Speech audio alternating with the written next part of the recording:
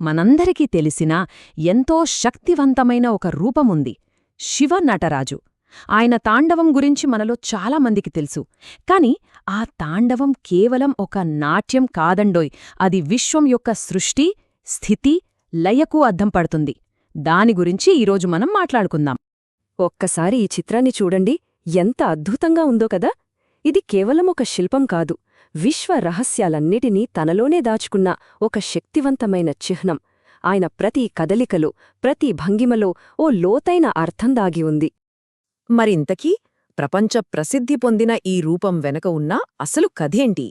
ఈ చిత్రం మనకు ఏం చెప్పాలనుకుంటోంది? సరే, పదండి, ఈ అన్వేషణను మొదలుపెడదాం. ఈ విశ్వనర్తకి మరెవరో కాదండి, సాక్షాత్తు సృష్టి, స్థితి, లయకారకుడైన ఆ పరమశివుడే. ఆయన స్వభావం అదో పెద్ద మిస్టరీ, ఎన్నో వైరుధ్యాలతో నిండి ఉంటుంది. హిందూ మతంలో శివుడిది చాలా ముఖ్యమైన స్థానం. ఆయనలో ఎన్నో వైరుధ్యాలుంటాయి. ఆయనే లయకారుడు, మళ్ళీ ఆయనే పునరుద్ధరణకర్త. ఒకవైపు చూస్తే గొప్ప తపస్విలా ఉంటాడు, ఇంకోవైపు శృంగారానికి ప్రతీక. భలే ఆశ్చర్యంగా ఉంది కదా. ఈ వైరుధ్యాలన్నిటినీ బ్యాలెన్స్ చేయడమే ఆయన తత్వం. నటరాజు, ఈ పేరులోనే ఒక అర్థముంది, నర్తకులకు రాజు అని. సంస్కృతంలో నట అంటే నాట్యం, రాజ అంటే రాజు లేదా ప్రభువు. అయితే శివుడి ఈ అద్భుతమైన నాట్యరూపముంది కదా, అది దాదాపు 10వ శతాబ్దంలో చోడుల కాలంలోనే ఇప్పుడు మనం చూస్తున్న రూపానికి వచ్చిందనమాట. సరే, ఇప్పుడు అసలు విషయానికొద్దాం. ఈ నటరాజ రూపంలోని ప్రతి చిన్న విషయం వెనుక ఉన్న అర్థాన్ని తెలుసుకుందాం. ఎందుకంటే ఇది కేవలం విగ్రహం కాదు, ఇది మొత్తం విశ్వం యొక్క ఒక చిత్రపటం లాంటిది. ముందుగా ఆయన పై కుడిచేతిని చూడండి. అందులో ఓ డమురుకముంది కదా, దానినుంచి వచ్చే ఆ లయబద్ధమైన శబ్దమేనట సృష్టికి నాంది పలికింది. ఆ మొదటి శబ్దం నుంచే ఈ మొత్తం విశ్వం పుట్టిందని మన పురాణాలు చెబుతున్నాయి. ఇక దానికి సరిగ్గా ఆపోజిట్గా పై ఎడమచేతిలో ఏముంది? అగ్నిజ్వాల. ఇది దేనికి సంకేతం? లయానికి. యుగాంతంలో ఈ ప్రపంచాన్నంతా నాశనం చేసే శక్తి అదే. అంటే చూడండి, సృష్టి, లయ రెండూ ఆయన చేతుల్లోనే ఉన్నాయి. ఆలోచిస్తే ఎంత అద్భుతంగా ఉందో కదా. శివుడి చేతుల్లో ఈ బ్యాలెన్స్, ఒకవైపు సృష్టి స్పందన, మరోవైపు లయకారక అగ్ని. జననం, మరణం అనే ఈ సైకిల్ మొత్తం ఆయన నాట్యంలోనే కనిపిస్తోంది కదూ. ఇక రెండో కుడిచేతిని చూస్తే అది అభయముద్రలో ఉంది. దాని అర్థం సింపుల్, భయపడకండి, ఆయన మనకు రక్షణగా ఉన్నానని భరోసా ఇస్తున్నాడు. ఇప్పుడు పైకి లేపిన ఆ ఎడమ పాదాన్ని గమనించండి. అదేంటంటే మనందరం కోరుకునే మోక్షానికి మార్గం. జనన మరణ చక్రం నుంచి బయటపడి స్వేచ్ఛను పొందడానికి ఆయనే దారి చూపిస్తున్నాడు.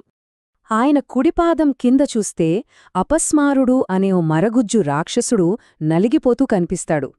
ఈ అపస్మారుడు ఎవరో కాదు, మనలో ఉండే అజ్ఞానం, అహంకారానికి ప్రతీక.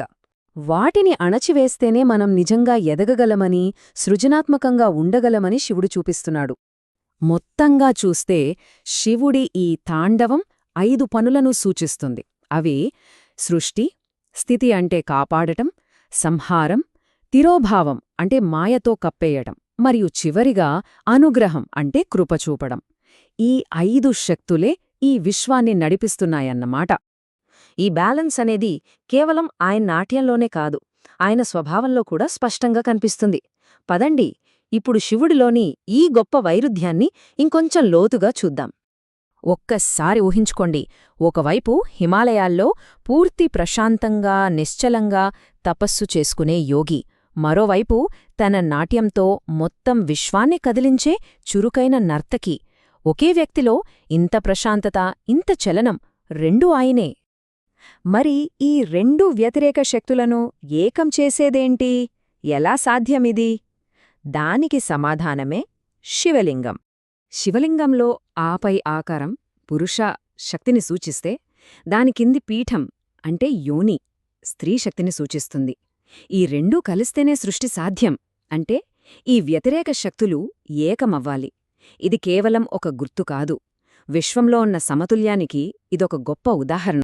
సరే, ఇక్కడి వరకు బాగుంది. ఇప్పుడు మనం ఫైనల్ పార్ట్కొచ్చేశాం.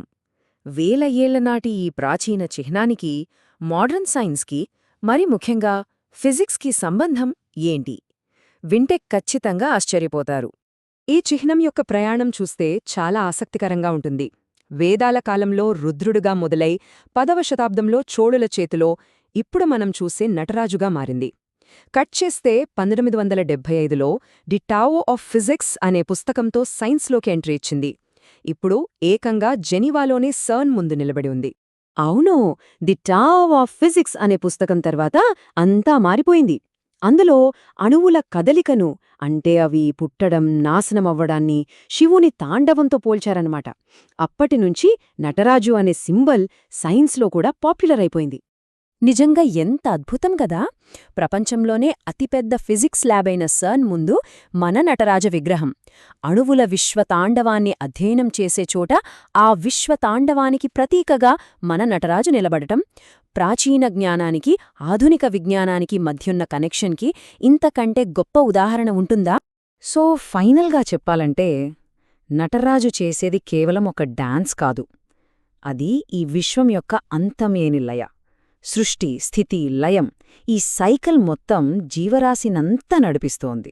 మనం కూడా ఆ సైకిల్లో ఒక భాగమే. మరి ఈ విశ్వమంతా ఒక నాట్యమే అయితే, మనం ఏ లయను అనుసరిస్తున్నాం? ఈ కాస్మిక్ డాన్స్లో మన పాత్ర ఏంటి? ఈ ప్రశ్నతోనే మిమ్మల్ని వదిలేస్తున్నా. ఒక్కసారి ఆలోచించండి.